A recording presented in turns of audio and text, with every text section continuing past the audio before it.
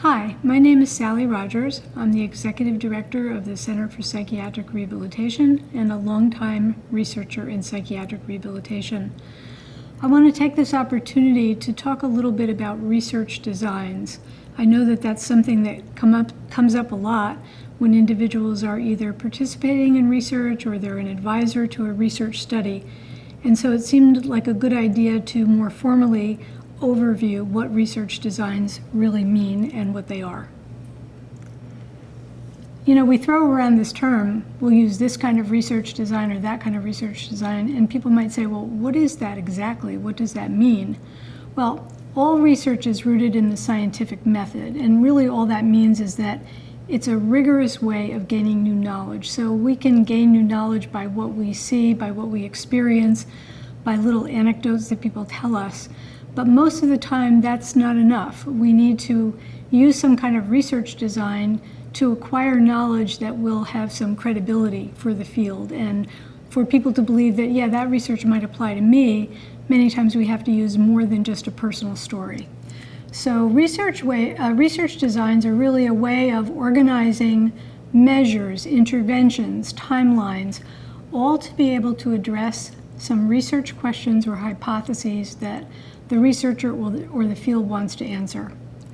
The so-called gold standard of research designs is what we know as the clinical trial, sometimes referred to as the randomized clinical trial. It's the one that many researchers hold in the highest regard, and they say without a randomized clinical trial, without that gold standard, we don't have the basis for deciding that something is an evidence-based practice.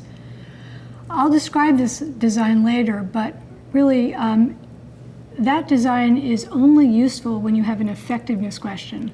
So if I want to know, for example, is medication A better than medication B for controlling something like high blood pressure, then I need a randomized clinical trial. That's absolutely the case. That is the gold standard for that kind of question. But we have many other tools in our toolbox when it comes to addressing research hypotheses, and that includes other kinds of research designs, and I'll tell you about some of them. There are often times when our question is really not, is medication A better than medication B? And also, so that effectiveness question is really not what we're trying to address. And also our circumstances may not allow us to randomly assign individuals to get medication A or medication B. I remember one time being a part of a national multi-site housing study, and the initial thought was that they were going to randomly assign people to their housing. Well, that is not an easy thing to do. It may not even be an ethical thing to do. It's too big of a life issue to be able to use random assignment. So in fact, they decided to forego the random assignment and use another research design. But that's a good example of, you might have an effectiveness question, but you really can't mount a randomized clinical trial. But it really is all about the match of the question you have to the designs that are feasible and that are likely to be able to be completed and address that question. So it's really about the match of the question to the design. But the idea with all these designs is we're going beyond the anecdotal. We're going beyond this story for this person, that story for another person, and we're trying to collect information in as rigorous a way as possible so that we can draw some really firm conclusions that people won't argue with. And in order to do that, as a researcher, it's kind of a bizarre thought in a way, but you're always thinking about what are the things that could threaten this study, that could make me unable to really answer my questions. And a lot of times, it's the research design that'll help you address those threats.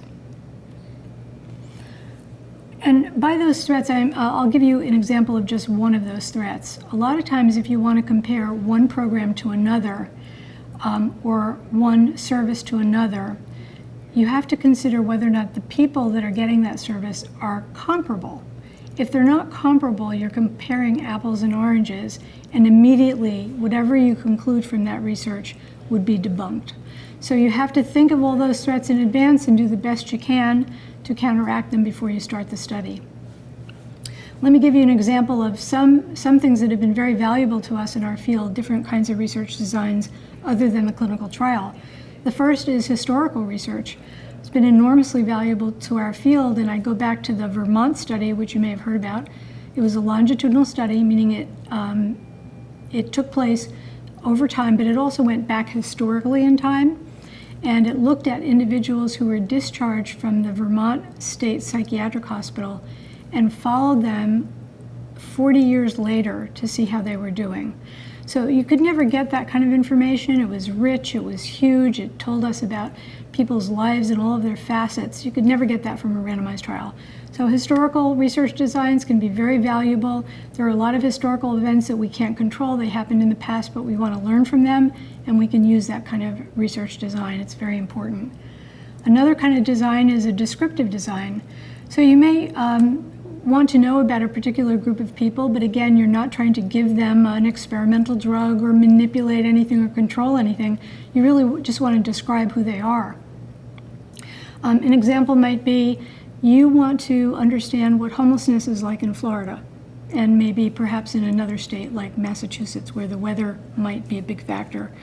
So you're not going to manipulate anything, you're not going to control anything, but you're going to collect various kinds of information to really describe people's experiences. That could be some observation, it could be some census information about homelessness and how it changes. It could be a variety of pieces of information that will allow you to describe that experience. Another very good research design. Developmental studies. We don't use them too much in our field because they're often used for children, young adults, to see how they develop over time. And there are some developmental studies that we can do to see how people may mature with their psychiatric condition, or now we have a college mental health program. We're looking at how young adults fare over time when their college program has been interrupted because of a psychiatric condition. So that could be considered developmental research as well.